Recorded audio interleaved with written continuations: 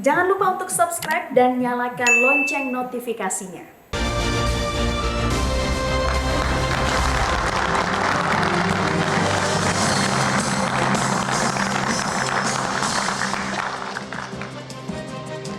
Pemirsa, pemerintah mengambil langkah tidak populer menaikkan harga BBM per 3 September lalu.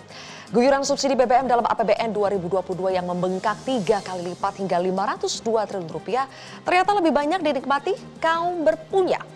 Pemerintah kini memilih mengalihkan sebagian subsidi BBM untuk bantalan sosial kepada 40% kelompok warga miskin dan rentan miskin. Mampukah bantuan langsung tunai menahan efek domino kenaikan harga BBM? Inilah kontroversi selengkapnya bantalan sosial jangan gagal. Bersama saya, Zilvia Iskandar. Ini adalah pilihan terakhir pemerintah, yaitu mengalihkan subsidi BBM. Sehingga harga beberapa jenis BBM yang selama ini mendapat subsidi akan mengalami penyesuaian. Kami baru saja membahas dengan Bapak Presiden mengenai pengalihan subsidi BBM. Jadi dalam hal ini masyarakat yang akan mendapatkan bantuan sosial di dalam rangka untuk meningkatkan daya beli mereka.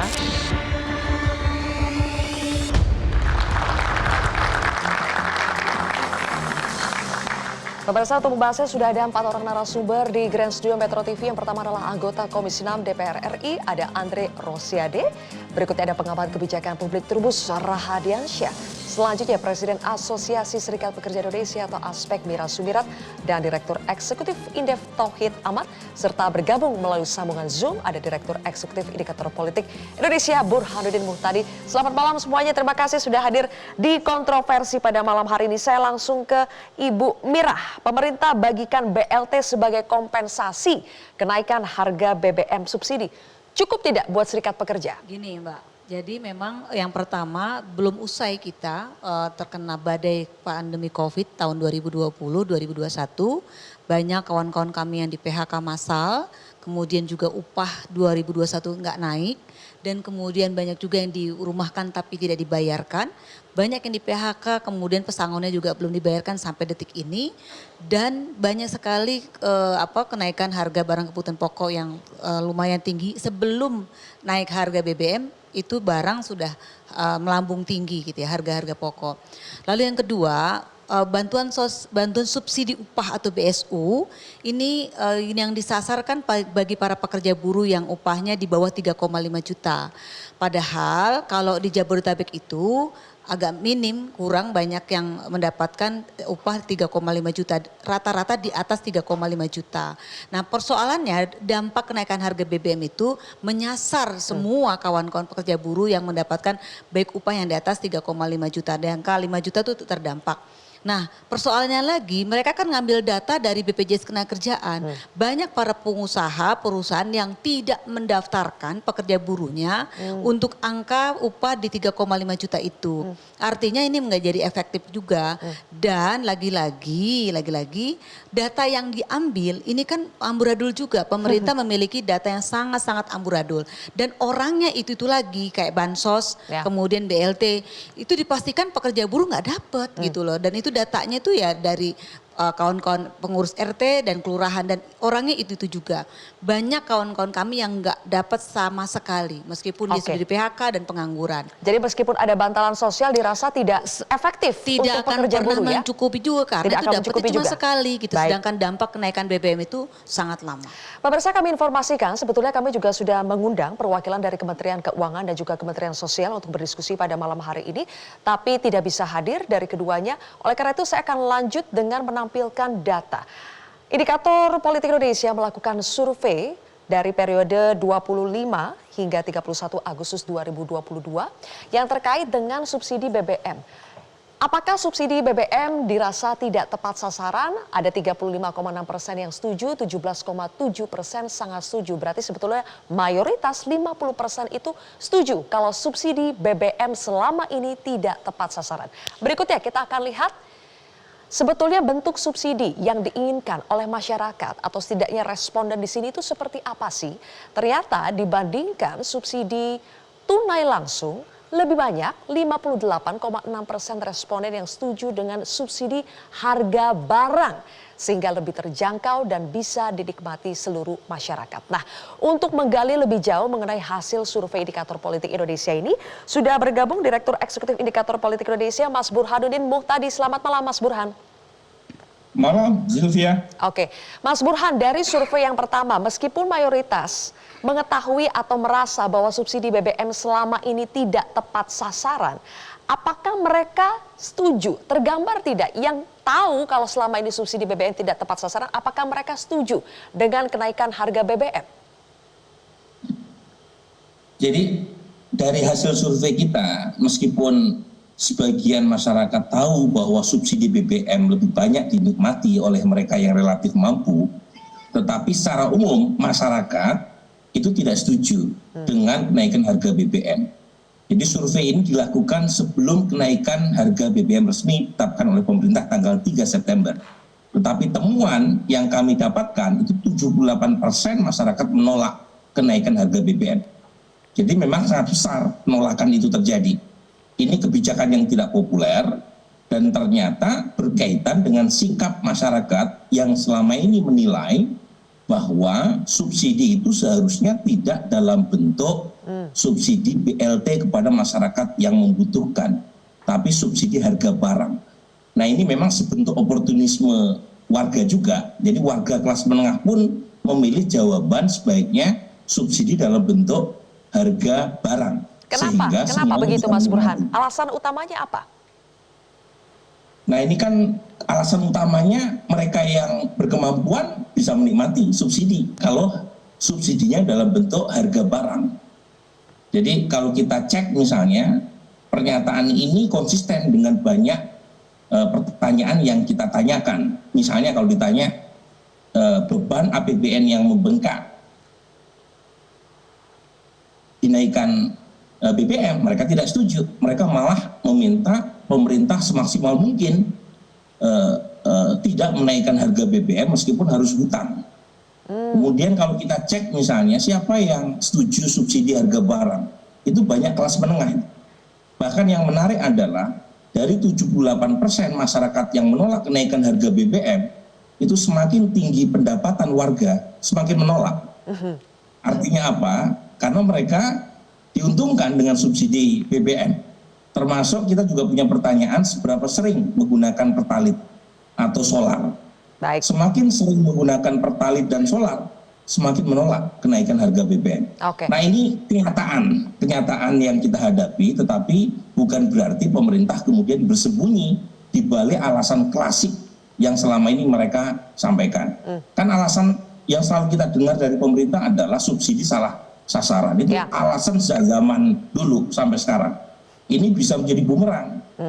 Masa sekian tahun subsidi tidak tepat sasaran, pemerintahan sekarang masih mengulang kesalahan yang sama. Oke, ini Mas kan Burhan, bahwa ditahan dulu. Mumpung ada Bang Andre di sini, pertanyaan klasik tapi jawabannya belum diketemu juga sampai sekarang. Kenapa sudah dari lama subsidi itu tidak tepat sasaran, tapi belum ada juga solusinya, malahan solusinya adalah menaikkan harga BBM. Bagaimana itu, Mas Andre? Ya, jadi begini, yang disampaikan Burhan dan Mbak Sylvie ini begini. Dari 6 bulan yang lalu Mbak Sylvie, saya sudah berteriak dan menyampaikan di DPR bahwa harus ada pembatasan penggunaan dan konsumsi BBM bersubsidi. Bahwa harusnya yang mengkonsumsi BBM bersubsidi itu yang membutuhkan. Untuk itu dari bulan Maret, saya masih ingat itu, kami sudah mengusulkan untuk dilakukan revisi Perpres 191 2014 atau bikin peraturan turunan dari Perpres 191 2014. Itu dari setengah tahun yang lalu ya? Dari bulan Maret dan April 2022. Karena kita tahu ya pandemi sudah mulai berkurang atau berakhir. Otomatis ekonomi menggeliat. Ekonomi menggeliat, otomatis orang keluar rumah banyak.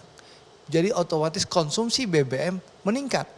Dan kami juga sudah mengingatkan berulang-ulang kali pemerintah bahwa contoh Pertalite, bisa dicek rekam jejaknya, kami sudah ingatkan bahwa kuota Pertalite habis di bulan September. Kenapa? Kuota itu hanya 23 juta kiloliter. Dengan asumsi sekarang kehidupan sudah mulai normal, ekonomi sudah mulai pulih, itu kebutuhannya menjadi 28 juta kiloliter. Kita sudah menyampaikan berulang-ulang kali kepada pemerintah untuk membuat peraturan pembatasan. Dipastikan yang berhak yang menerima BBM. Bahkan saya waktu kelangkaan BBM solar waktu itu di Sumatera Barat, saya datang bersama Direktur Utama Pertamina Patraniaga, Pak Alfian Nasution, itu mencek langsung ke berbagai SPBU, ditemukan truk-truk yang mengangkat CPO, batu bara yang seharusnya tidak berhak itu mengkonsumsi BBM biosolar. Oke. Jadi intinya apa? Apa kendala dalam membuat pembatasan? Ya, Kenapa tanyakan- Perpres 191 sudah 6 bulan tidak Iya, jadi-jadi? saya juga bingung kenapa begitu ragu, apakah takut didemonstrasi atau apa waktu itu untuk melakukan pembatasan. Sehingga karena peraturan pembatasannya tidak dirubah atau dibuat, itu menyebabkan subsidi membengkak sampai 502 triliun. Nah, setelah 502 triliun akhirnya pemerintah mengangkat bendera putih dan menaikkan BBM. Padahal kami dari Gerindra sudah minta jangan dinaikkan. Oke. Bikin aturan pembatasan. Dari awal kita sudah mengusulkan jauh-jauh hari kepada pemerintah. Sebentar, jadi sebetulnya sikap Gerindra menolak kenaikan BBM? Dari awal kita minta ini ditunda. Ya, ditunda jangan dinaikkan. Bikin aturan pembatasan dari awal. Itu usulan kita Karena kepada sebetulnya pemerintah. membatasi siapa yang berhak mensubsidi, mengkonsumsi memastikan BBM subsidi itu lebih BBM efektif. subsidi itu bisa dinikmati kepada yang berhak, bukan orang kaya. Misalnya contoh, mohon maaf kita sebut merek aja, mobil di atas 500 juta lah, Fortuner, Pajero. Kita lihat ngantrinya biosolar. Itu padahal mobilnya ya 600 juta. Seharusnya orang punya mobil seperti itu tidak berhak menikmati subsidi gitu Oke. loh. Itu aturannya yang nggak ada. Perpres 191 2014 itu tidak kuat untuk mengatur. Makanya harus ada aturan turunan atau revisi. Ini Mbak Zilvi, kalau pemerintah ini sudah menaikkan, tapi otomatis kan konsumsi jalan terus. Baik. Kalau pemerintah tidak bikin aturan juga, ini nanti jebol lagi. Jebol lagi. Jadi aturannya harus ada. Oke, Pak Trubus, Anda setuju sebetulnya akar masalahnya itu adalah pengaturan subsidi BBM yang tidak tepat sasaran dan tidak ada pembatasan? Iya, sebenarnya itu alasan klise sebenarnya ya. Sesungguhnya kan yang terlihat itu sebenarnya bagaimana kemudian pemerintah itu dalam memberikan subsidi itu selalu dianggap tidak tepat sasaran. Sebenarnya persoalannya bukan di situ, persoalannya adalah karena daya beli masyarakat itu sendiri. Jadi daya beli masyarakat itu yang turun karena harga-harga semuanya naik. Nah, ketika BBM naik lebih parah lagi kan gitu, lebih menjerit lagi gitu loh menurut saya itu. Yang kedua, apa yang disampaikan Pak Andri itu memang itu kan proses yang disampaikan di DPR. Tapi kenyataannya kan pemerintah menaikkan dan publik melihat bahwa kenaikan ini betul-betul membuat masyarakat menderita. Nah, persoalannya kemudian adalah bahwa kenapa yang difokuskan hanya kepada mereka yang tidak beruntung, artinya yang rentan, dalam itu miskin, rentan miskin. Tapi bagaimana yang menengah? Menengah nggak dikasih solusi sama sekali. Padahal kenaikan BBM itu ada pada tataran tidak saja yang miskin, tapi yang menengah juga merasakan. Oke lah kalau yang atas misalnya mobil yang mewah-mewah dianggap itu. Tetapi itu juga bagaimana juga itu adalah kewajiban negara juga untuk memberikan tanggung jawabnya terhadap mereka-mereka yang sudah membayar pajak dan segala macamnya. Jadi menurut Anda BLT yang sudah tersedia saat ini tidak akan mampu menjangkau terutama yang kelompok menengah ini. Padahal mereka juga sangat terdampak kenaikan BBM. Iya, tidak akan menjangkau karena fokusnya hanya pada 20,6 juta itu kan BLT, kemudian BSU terhadap 16 juta dan yang lainnya adalah untuk ojol itu tadi, angkutan transportasi. Boleh saya Jadi nggak tambahin? akan berpengaruh apa-apa gitu. Mbak menurut Andre, saya. supaya kita tidak terlalu mundur karena bagaimanapun keputusan sudah diambil ya. Kenaikan harga BBM sudah terjadi, sekarang kita fokus bagaimana dengan solusi yang sudah disediakan oleh pemerintah. Ada pengalihan subsidi BBM ke bantuan langsung tunai dan bantuan lainnya. Apakah ini mampu setidaknya untuk menahan gejolak perekonomian atau efek domino yang muncul akibat kenaikan harga BBM ini? Kita akan bedah lebih jauh pemirsa sesaat lagi.